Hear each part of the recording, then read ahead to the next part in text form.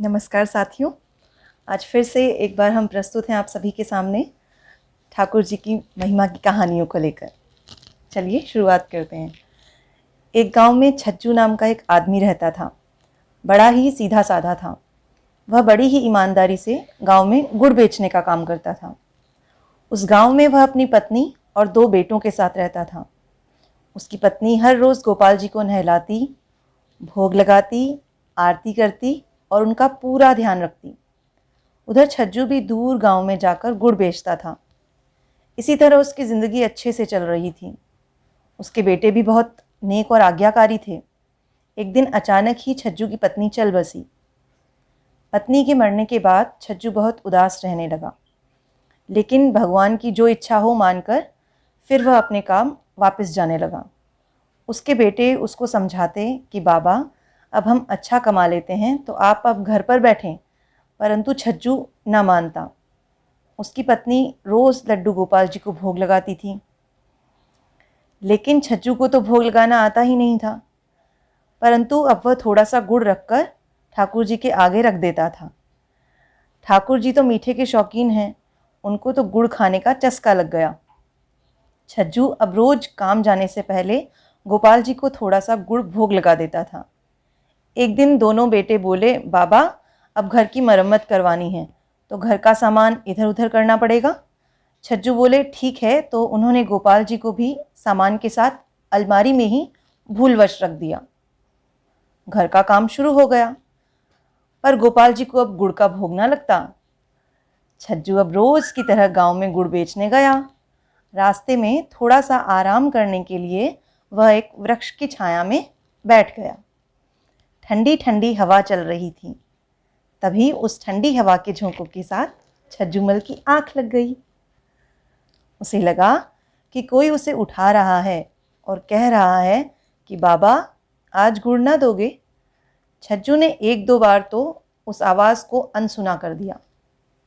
उसे लगा कि जैसे कोई सपना है, पर जब कोई उसे लगातार हिलाए ही जा रहा था और बोल रहा था, तो अचानक वह उठा और क्या देखता है कि 6 से 7 साल का एक बालक उसे कह रहा है कि बाबा, आज गुड़ ना दोगे।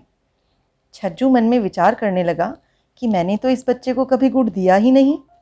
फिर उसने सोचा कि हो सकता है गांव में ही किसी का बच्चा होगा। छज्जू ने कहा, हाँ बेटा ले लो। फिर उसे थोड़ा सा गुड़ दे दिया। गुड़ लेकर वह बच्चा गुड़ को मुंह में डालकर आहा आहा मीठा मीठा कहकर वहाँ से भाग गया।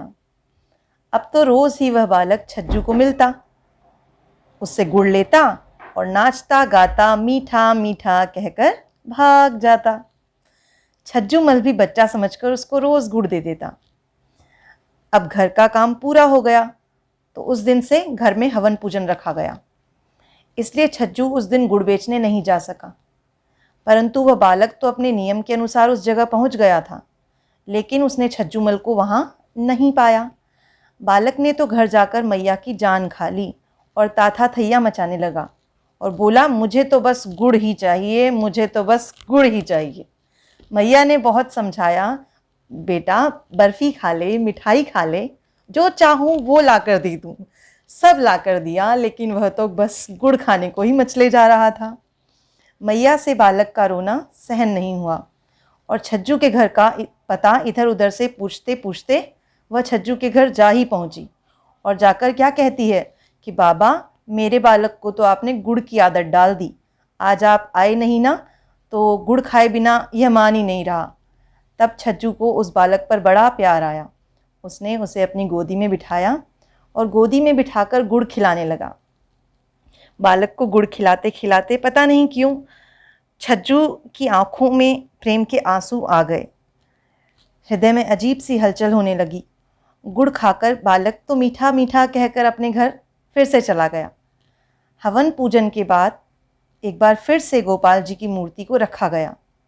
अगले दिन छज्जू ने नियम के अनुसार गोपाल जी को गुड़ का भोग लगाकर और वह स्वयं काम पर चला गया। रास्ते में उसी जगह पर रुका। अब तो उसे भी उस बालक को गुड़ खिलाने की जल्दी थी, परंतु वह बालक आया ही नहीं। ऐसे ही 3-4 दिन बीत गए तो छज्जू का मन बेचैन हुआ कि कहीं बालक बीमार तो नहीं।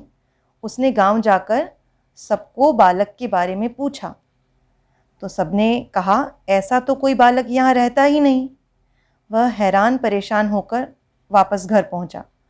घर पहुंचकर जब वह मंदिर में बैठा तो गोपाल जी की तरफ देखा कि गोपाल जी मंद मंद मुस्कुरा रहे थे, जैसे वह कह रहे हों कि बाबा, जिस बालक की आप तलाश कर रहे हो वो बालक तो मैं ही हूँ।